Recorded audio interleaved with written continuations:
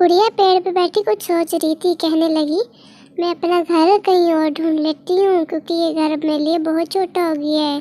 चलो कहीं और चलती हूँ। गुड़िया दिन को होते ही वहाँ से उड़ गई और अपने लिए नया घर ढूंढने लग गई। और चलते चलते उसे एक जगह मिली जहाँ पर एक कौवा बैठा हुआ था। वो कौवे के पास गई और उससे जाकर पूछने लगी, कौवे भैया मुझे एक नया घर चाहिए, क्या आप बता सकते हैं मुझे कुछ? तुम ऐसा करो, थोड़ा सा आगे चली जाओ, तुम्हें एक जगह मिल जाएगी, वहाँ पर बहुत अच्छा तुम्हारा घर भी बन सकते हैं, तुम वहाँ चली जाओ। चिड़िया मुतमईन होगी और उसको ये तसल्ली होगी कि मैं अब अच्छा अपना घर ढूंढ सकती हूँ। थैंक यू कौवे भैया आपका, क्योंकि आपने मुझे रास्ता बताया। मैं अपना नया घर ढूंढ रही हूँ और आपने उस ढूंढने में मेरी मदद की। मैं अब चलती हूँ। ठीक है तुम जाओ। और चिड़िया वहाँ से फिर उड़ गई। उसको अपना नया घर ढूंढने के लिए काफ़ी मेहनत करनी पड़ी। उसने पंख इकट्ठे किए और बहुत मेहनत के बाद उसने अपना घर बहुत ज़्यादा प्यारा बना लिया। वो बहुत खुश थी। वो कहती, मैंने अपना घर सबसे अच्छा बनाया और मैं हमेशा यहीं पर रहूँगी। वो तब दिन हो गया तो चिड़िया ने अंडे दे दिए। गुड़िया बहुत खुश नज़र आ रही थी। बस कुछ ही वक्त बचा था उसके अंडों में से बच्चे निकलने का।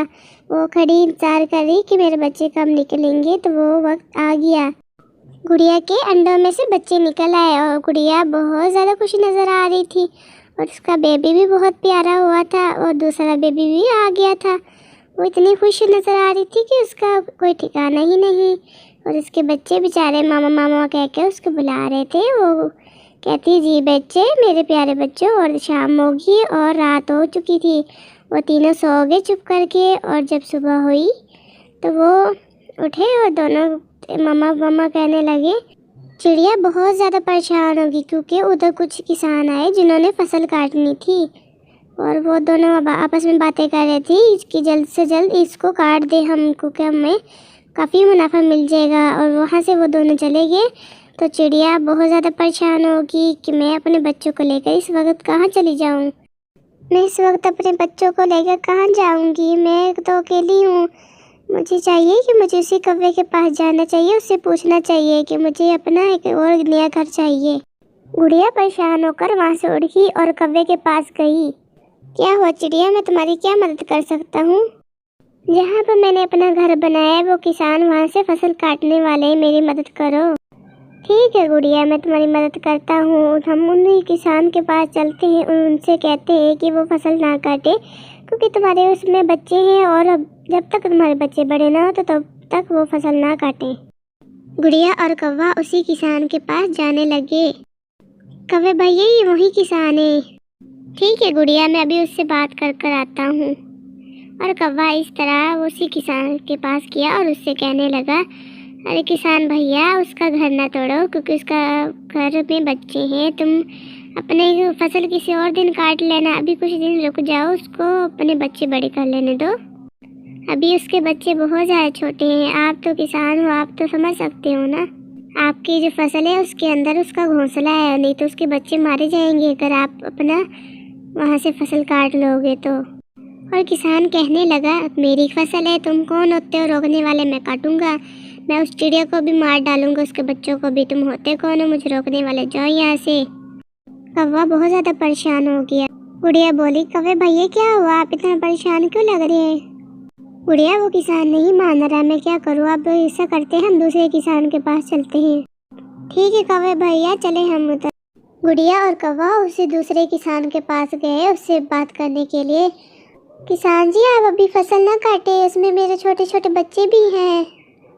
मैं क्या करूं, अगर तुम्हारे छोटे छोटे बच्चे हैं तो मैं तो फसल काटूंगा ही काटूंगा।